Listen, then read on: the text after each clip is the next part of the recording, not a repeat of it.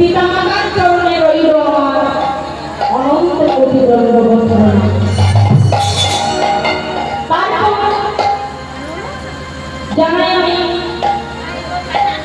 যার জন্য এই কীর্তন জগতে এসেছি বাবা, যার জন্য হরিনামে এসেছি, সেই শিক্ষাগুরু দীক্ষাগুরুর চরণে রইল আমার অনন্ত কোটি দণ্ডবন্ধ।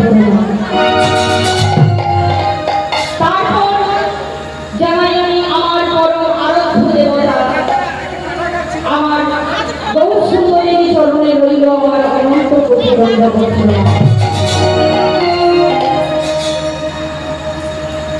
শ্রী শ্রী দলদলি আশ্রম ঠাকুরের কৃপায়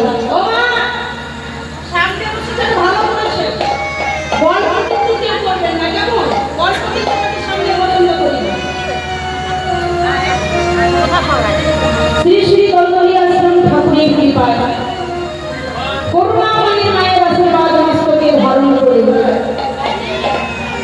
যতদিন শিক্ষা লাভ করতে পেরেছি মা, আপনাদের কাছে আস্বাদন করবো। তবে আমার মধ্যে অনেক ভুল ত্রুটি হতে পারে মা, হওয়াটাই স্বাভাবিক, তাই নিজ নেই বা নিজ ভুল করে ক্ষমা করবেন।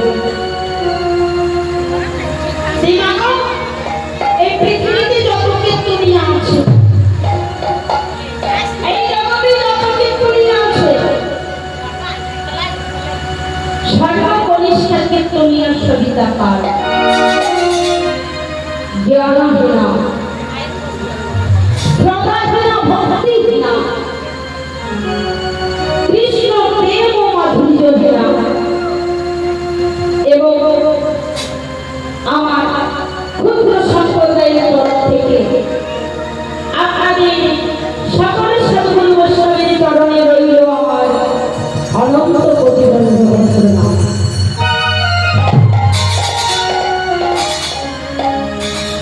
তাই সকলে মিলে আশীর্বাদ করুন যেন দুটো হরি কথা, কৃষ্ণ কথা, ভগবানের গুণ কথা বলে আপনাদের হৃদয় মন্দিরটা আনন্দে প্রেমানন্দে দিয়ে ভরিয়ে দিতে পারি।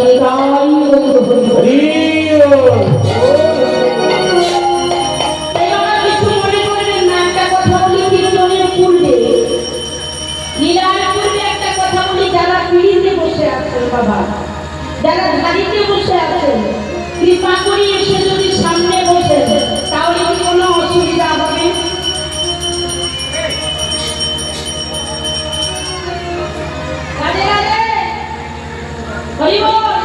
এই যে বাবারা যারা পিছনে বসে আছেন পিড়িতে, তারা যদি এসে সামনে বসে তাহলে কি কোনো অসুবিধা আছে? অসুবিধা আছে, তাহলে আসতে হবে না। হ্যাঁ ঠিক আছে, কিন্তু মানে সামনে যদি বসানো হয় সবাইকে ভালো লাগে, আমারও ভালো লাগবে, আপনাদেরও ভালো লাগবে।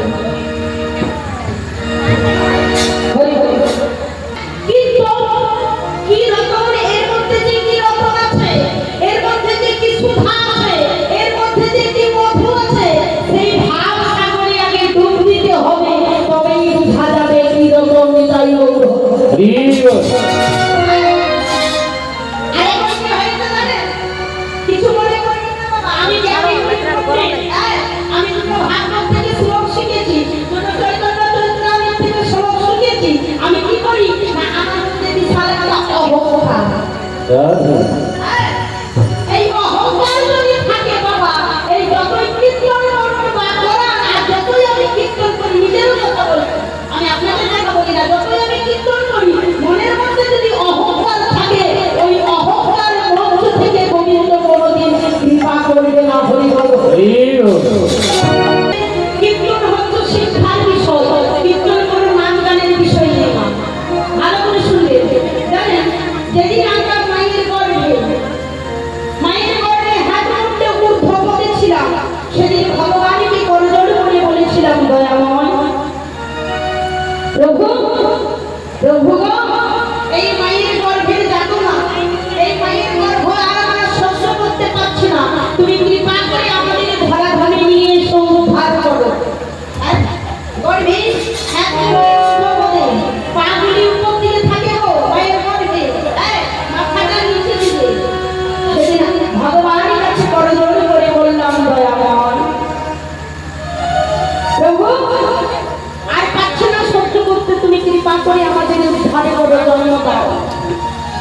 সেদিকে দয়াময়ী বলেছিলেন, ওরে কলির হত ভাগবতী, আমি না হয় জন্ম দেব, আমি না হয় তোদের ধরা ভাবে নিয়ে আসবো, কিন্তু তোরা ধরা ভাবে এসে কি করবি?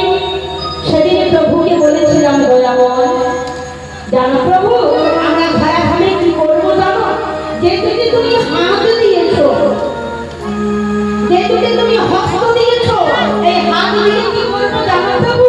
এই হাত দিয়ে তোমার সেবা পেতে করে, এইদিকে হস্ত দিয়ে তোমার সেবা পূজা করবো। যেদিকে তুমি নয়নে দিয়েছো, চক্ষু দিয়েছো, এই নয়নে দিয়ে কি করবো জানো প্রভু? তোমার চিত্রপট, তোমার ফটো, তোমার বিগ্রহ, তোমার ভক্তকে এই নয়নে দিয়ে দর্শন করবে।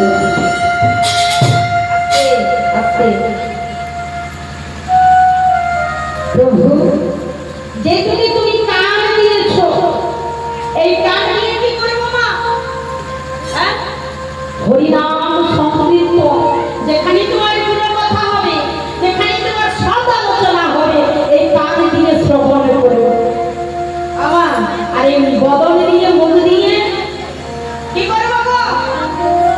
এই মুখ দিয়ে কি করবো? না পরবিদ্যা পরচর্চার লোকের চুগলি করবো। আমায়রা হাত তুলে বলুন তো, কে কে লোকের চুগলি করতে ভালোবাসেন, কে কে লোকের চুগলি করেন গো? কি গো, কেউ করেন না? এখানে কেউ করেন না? কে কে লোকের চুগলি করেন? একটু হাত কি অন্যায় করেন? সত্যি বলছেন? একেবারে সত্যি কথা বলছেন, লোকের চুগলি করেন না? হ্যাঁ করেন না? এদিকে বাবা, মায়েরা লোকের চুগলি ছাড়বে না। কেন জানেন? ও বাবা, মায়েরা কি বলে জানো? বলে একবার খেতে না দাও কোনো যায় আসে না, কিন্তু লোকের চুগলামি ছাড়া যাবে না। সেদিন ভগবানের কাছে কথা দিয়েছি, প্রভু এই বদন দিয়ে, এই মুখ দিয়ে কি করবো জানো প্রভু? তোমার নাম করবো, তোমার কোনো কথা করবো।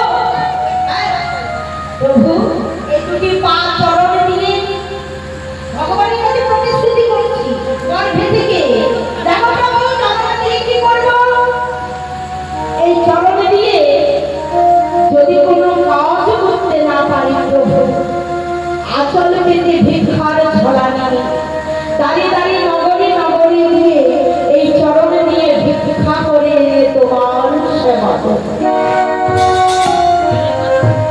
দয়াময়, কি সুন্দর একটা দেহ দিয়েছ, এই যে শরীর একটা দেহ দিয়েছ, এই দেহ দিয়ে কি করবো জানো প্রভু? যেখানে তোমার নাম হবে, যেখানে তোমার গুণগাথা হবে, যেখানে ভক্তের পদধূলি পড়বে, যেখানে ভক্তের পদদেব পড়বে, এই দেহ দিয়ে কি করবো জানো প্রভু? সেই জায়গায় জয় রাধে শ্রী রাধে বলে ধুলাই দৌড়াদৌড়ি যাবো। ও মা, যেই না মায়ের গর্ভ থেকে জন্ম নিয়েছি, কি হলো? মায়া জানে সবই ভুলে গেলাম। সেদিনের কথা কার মনে আছে গো?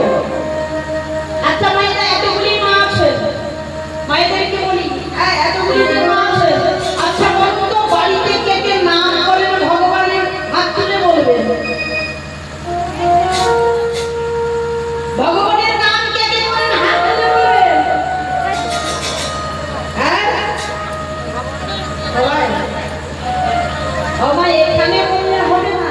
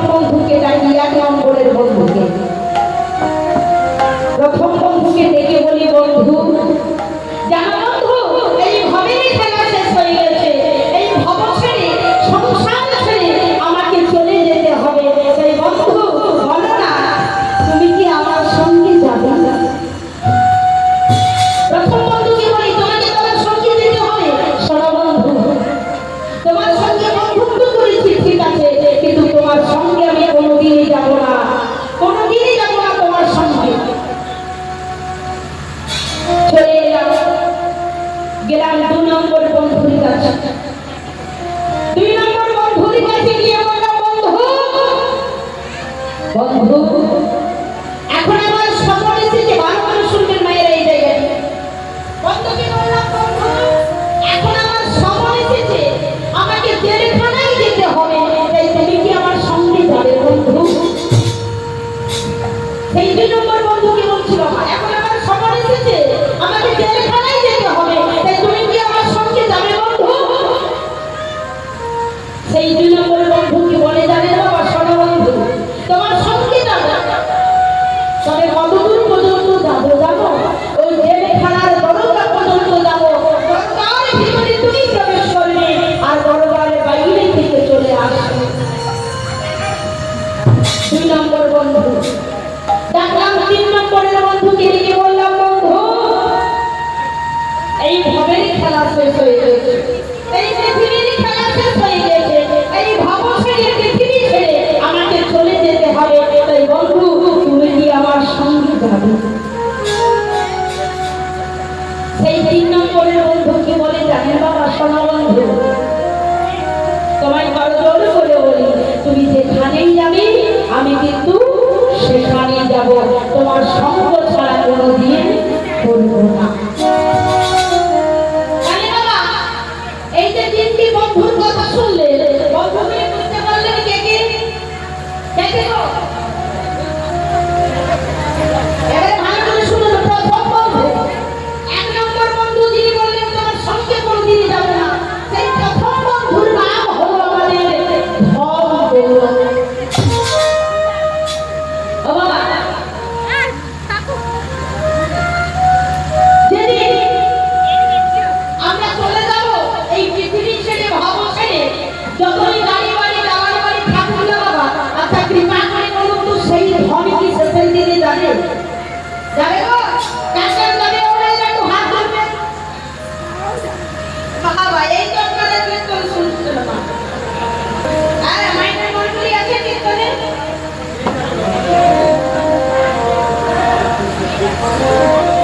ও মায়েরা, বললাম না গল্প করলে কীর্তন বুঝতে পারবেন না। রাধে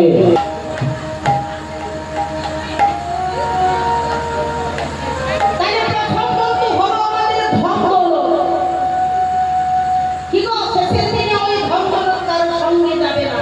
হ্যাঁ, 2য় নম্বর বন্ধু যিনি বললেন জেলখানার দরজা পর্যন্ত যাব, দরজার ভিতরে তুমি প্রবেশ করবে আর দরজার বাইরে থেকে চলে আসবো, সেই 2য় নম্বর বন্ধুর কি নাম গো? সেই 2 নম্বর বন্ধুর নাম হলো আমাদের আত্মীয় স্বজন। আমায়রা, আমরা সব কথাই বলি না, আমার বাবা, আমার ভাই, আমার স্বামী, আমার ছেলে, আমার মেয়ে। আচ্ছা বিচার করে বলুন তো বাবা, পিছনে বলছি, ওই শেষের দিনে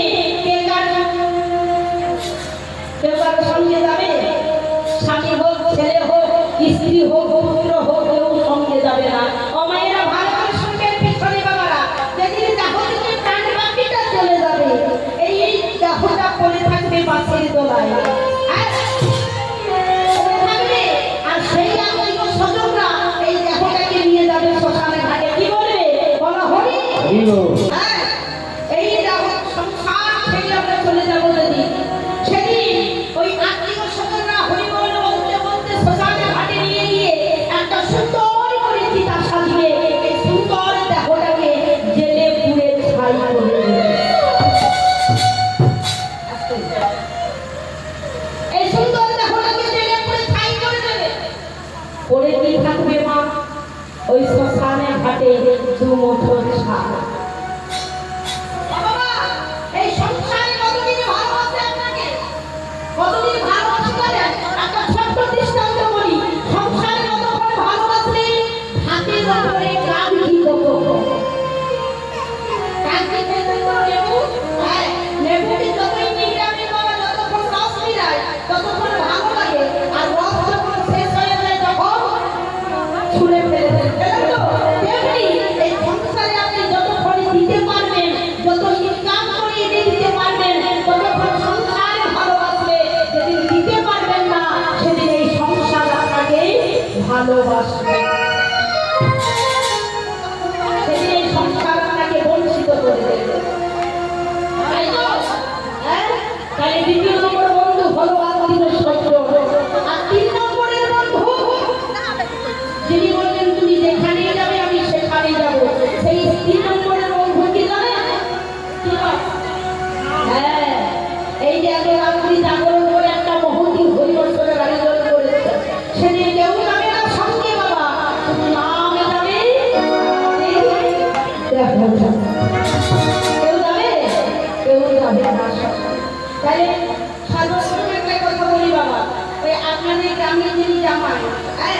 সবাইকে মানে 100 করে দান করেছে। তাই তিনি বললেন, তাই যেই মনোবাসনা নিয়ে দান করেছে ভগবানের কাছে প্রার্থনা করি তার যেন সেই মনের আশা পূর্ণ হয়। তাই চলো সেই শেষের দিনে বন্ধু হলো আমাদের হরিনাম সঙ্গী। কেউ জানে না আরে মা, আমার দুটো ছেলে আছে, কে কে জানেন? এক হলো আমার নিতাই চাঁদ আর এক হলো আমার গৌর চাঁদ। হ্যাঁ, তাই চলো সর্বপ্রথমে আজ আপনাদের প্রথম কীর্তন, প্রথম দিন, হ্যাঁ প্রথম রজনী। তাই আমরা কি করবো, সে আমার দুটো ছেলেকে ডাকবো সবাই মিলে। কেমন মায়েদের হাত আছে কাকার একটু হাত তুলে দেখি, যার আছে কাকা তুলেন, যার হাত নেই তাকে তুলে সবাই না হাত আছে বাবা ধরে নেবেন জোর করে। হ্যাঁ, সেই আমার দুটো ছেলেকে ডাকবো। কেমন সবাই মিলে হাতে উঠে ধরি, হ্যাঁ হাতে তালি দিয়ে, হ্যাঁ বাহ। আমাদের বহুরে গেলে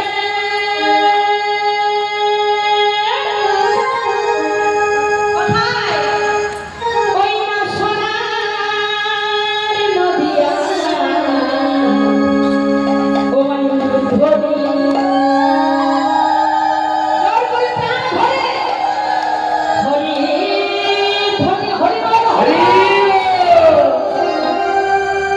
সবে গেল সোনা যায় আমাদের গৌরে লরে। সবাই মিলে গৌরে লরে হে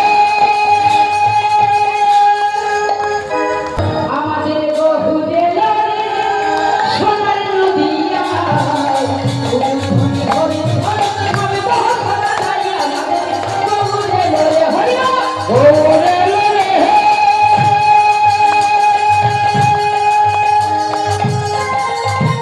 তাই বন্ধু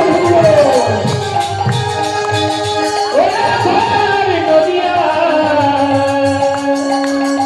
ধনি হরি ধনি চন্দ্র চলে যায় আমার গৌরে লরে গৌরে লরে সোনার নদিয়া ধনি হরি ধনি চন্দ্র সোনা যায় আমাদের গৌরে লরে হরি নাচে গৌরে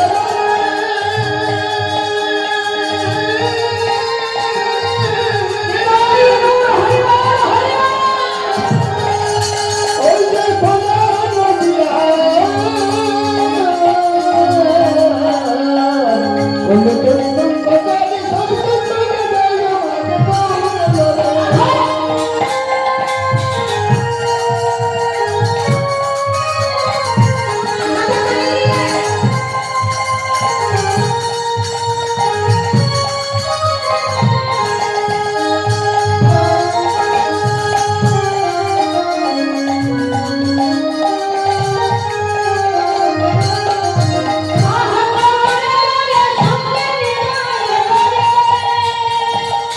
আজ গৌরে লরে সামনে নিতাই লরে